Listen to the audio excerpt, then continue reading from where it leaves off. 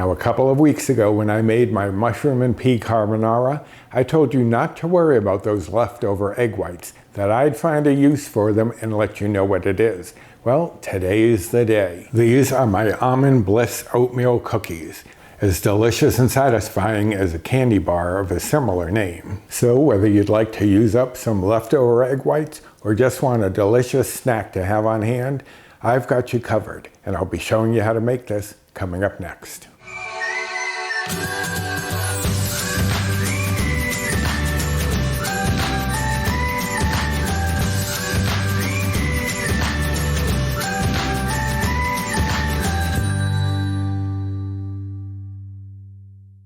Hello and welcome to my kitchen. My name is Roy. I'm a home cook, an amateur baker, and I'm here on this channel sharing recipes that have helped me to lose over 125 pounds, whether those recipes are mine or someone else's. Now today is one of mine, and I promised when I did my mushroom and pea carbonara for a collab about 2 weeks ago, and I will card that here and link it down below if you haven't seen it, I used 3 egg yolks and an egg. I said, don't worry about the egg whites. I will show you something that you can do with them, something that is delicious, and this is it. This is going to be my Almond Bliss Oatmeal cookies. Now, I was going to call them Almond Joy, but since I don't want to have any problems with the name, I changed Joy to Bliss. So that way it keeps me out of any possible trouble. But these are so good, very reminiscent of the candy bar, and a nice chew to them, lots of flavor. So let's go over the ingredients. I have here 2 cups of old-fashioned oats, and I like using old-fashioned oats for the texture. You could probably use the quick cooking. You'll just have less of that texture, but that's fine. Here I have 3/4 of a cup of brown sugar replacement, and you could swap it out for regular sugar replacement, the granulated, but I do like the little caramel note that you get from the brown sugar. But if you happen to have the white sugar replacement and not the brown, go right ahead and use it. Here I have 1/2 cup of pumpkin puree. I prefer using pumpkin rather than applesauce or mashed banana because those flavors tend to kind of push themselves forward. And I didn't want anything competing with the almond or the coconut. So I'm using pumpkin puree. You could probably do with the other 2, but like I said, those flavors kind of push themselves forward, and I did not want that here. Here I have 3 egg whites, and those are at room temperature. Those are the 3 egg whites that are left over from me making my carbonara. So as I said, you make the carbonara, now you have something to do with the egg whites. Here I have 1/4 cup or 30 grams of shredded coconut, and mine is actually sweetened. I've used unsweetened and sweetened, and honestly, the difference in bites and points, it's really not that big, so I prefer just going with the sweetened. It's a little cheaper. Here I have 1/4 cup or 42 grams of sugar-free chocolate chips. Now I'm using Lily's, that's the one I tend to prefer, and I'm also using the milk chocolate version. You could use others, that's fine. I just think the milk chocolate is a little more reminiscent of the original candy bar that this is based on, but I know they do have a dark chocolate version, so any chocolate chip that you want to use is fine. Here I have 1/2 teaspoon of almond extract, 1/4 teaspoon of coconut extract, and 1/4 teaspoon of salt. Now that's where we're getting some of our flavors, the almond in particular. We don't have almond elsewhere. We're going to use the extract. And I'm also adding the coconut extract just to boost that coconut flavor. You do get it, but it's a little more mild without the extract. But if you want to and you don't want to get coconut extract, you can easily swap that out for vanilla extract. And it does say that in the recipe. But Roy, you may be saying, you don't have any baking soda, no baking powder. How are these going to rise? Well, that's not really a problem with these cookies.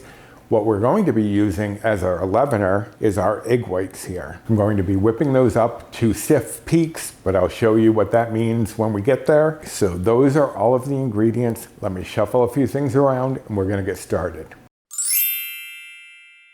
All right, so the first thing I'm going to do, I have my coconut out on a cutting board because what I want to do is cut it a little more finely. I want this coconut spread throughout without having to use a lot of coconut and bump up those bites, points, and calories. So what I'm going to do is chop up my coconut, and I'm also going to chop up my chocolate chips for the same reason. I want them to spread throughout the cookies without adding a lot more chips. So I'm just taking a knife and just roughly chopping through the coconut here just to make it a little finer. You don't have to be too precise about it. It's already shredded. I just want to, as I said, spread it out a little bit more. So I'm going to push that off to the side and then drop on my chocolate chips. And I'm going to do the same thing, just roughly chop them. You don't have to worry about getting everyone perfectly chopped. We're just trying to make them a little bit smaller, again, so they spread throughout this cookie. Now, if you are pressed for time or you just don't feel like chopping this, you don't have to. You'll still obviously get the same flavors. It just won't be as spread throughout as much, but that's fine. So now I'm going to set this aside. I'm going to bring in my bowl. Into the bowl, I'm going to add my pumpkin puree, brown sugar replacement, coconut extract, almond extract, and salt. And just whisk this all together to get that brown sugar replacement spread throughout the pumpkin, which will help it disperse more evenly throughout the cookie.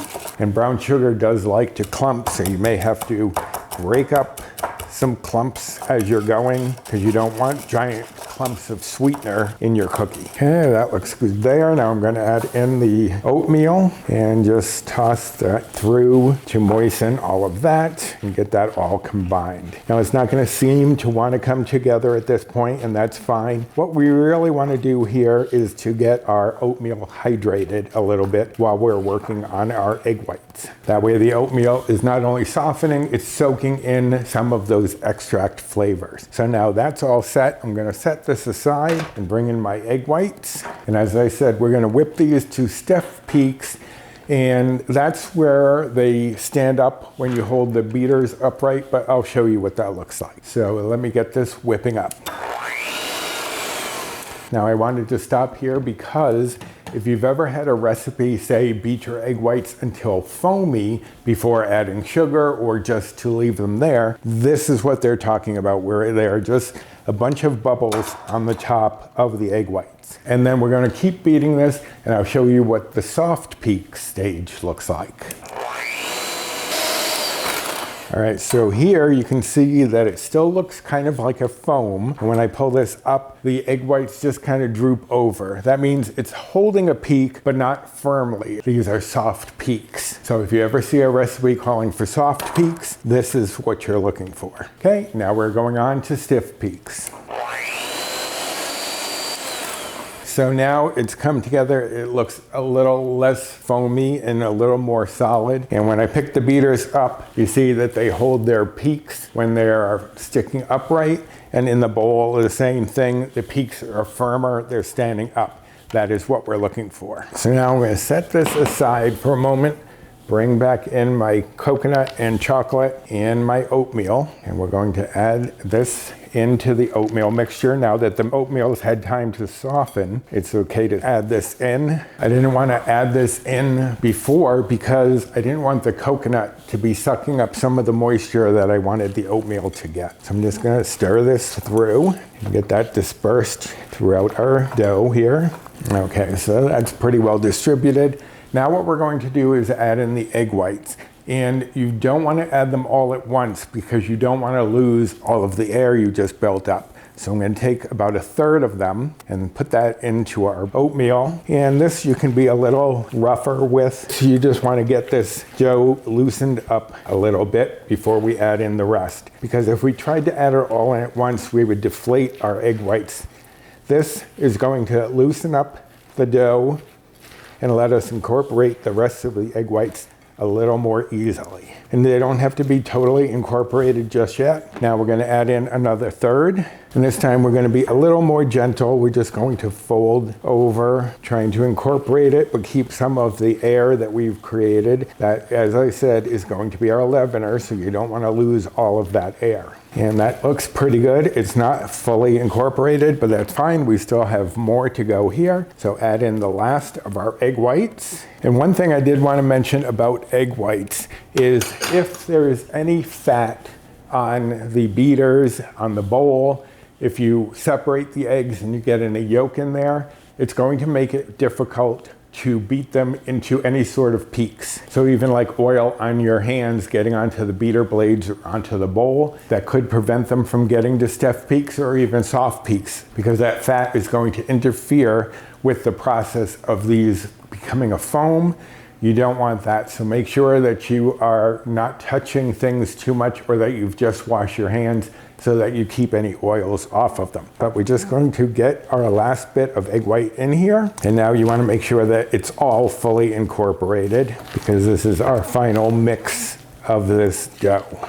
And you'll see it's a very soft dough. It's going to be really very firm. All right, so our dough is ready. I'm going to move this aside and bring in my cookie sheet, my baking sheet.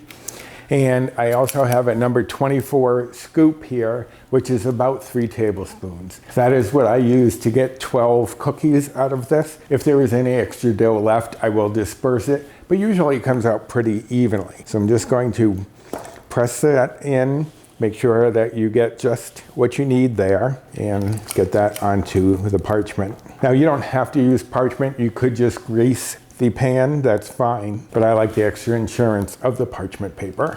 So we're just going to get these 12 out onto our baking sheet.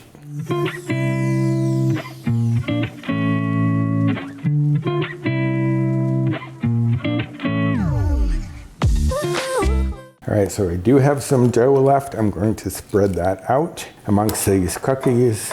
And you do want to make sure there's a little space between each one. They're not going to spread very much, but what we want to do is take a little bit of water, dip our fingers in there, and just flatten these slightly. And this will also help you to shape them, pull in any sides that might be sticking out.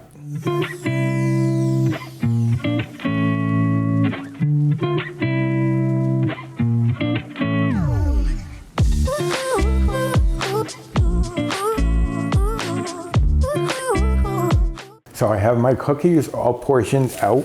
What I'm going to do is put them into a 375-degree oven for anywhere from 16 to 20 minutes. It will depend on the heat of your oven. If your oven tends to run a little hot, you'll probably want to check it around 16. If it's a little cooler, check it around 20.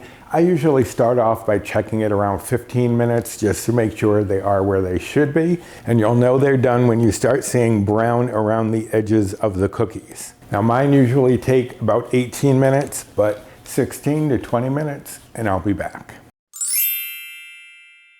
Okay, there we have them, my Almond Bliss Oatmeal cookies. And now you want to let them sit for about 5 minutes to let their structure firm up before you transfer them onto a cooling rack. And I did want to mention, if you can't have or just don't like either coconut or chocolate, change it up. Some walnuts and some dried cranberries would be great in here. Maybe some diced apple and cranberry. What I want to try is using some shredded carrot and walnuts to try to make like a carrot cake cookie. But I know there's going to be a little extra moisture in the carrots, so I want to see how I need to work that. But I think that would be great as well. But there you have it, Almond Bliss Oatmeal cookies. So now, while I wait for them to cool down a little bit so I can transfer them to the cooling rack, let's go over those nutrition facts. Obviously, this makes 12, and each of these delicious cookies is only going to be 2 Better Balanced Bites or Old Blue Points, or as I call them in my cookbook, chews. Now I'm following the Healthy Better Balanced plan, which is equivalent to the old WW Blue plan, which is around where their current plan is, but there are a few things that are higher points, lower points than they used to be on the Blue plan. But if you are following calories, the calories for one of these is only 82. And if you are following macros, The fat is 2.5 grams. Saturated fat is 1.3 grams. Protein is 3 grams. Carbs are 24.8 grams. Fiber is 2.8 grams. And sugars are 1.4 grams for one of these delicious cookies. But I hope that you enjoyed this video and this recipe and this delicious way to use up those leftover egg whites. And if you did, I'd appreciate you doing the usual: like, subscribe, comment, share, and hit that notification bell for the next time I upload any sort of video. Also, if you want the recipe for this, you'll find it linked directly down in the description box. And there's also a link to the blog itself if you are looking for any of my recipes. Or if you want to have the majority of my recipes at hand whenever you want them, you can order my cookbook. It's been getting great reviews on Amazon, and I really do appreciate it. But the link to my cookbook is down in the description box as well. There's also a link to my Amazon storefront. If I've used anything on the channel that you're looking for, it might be there. Also down there is my social media, my Instagram, and quite a few Facebook groups that I am part of. So check out that description box for all sorts of information. So it is about time to transfer these to the cooling rack. So I'm going to be doing that, and I hope you'll be doing it yourself very soon. So until next time, bye.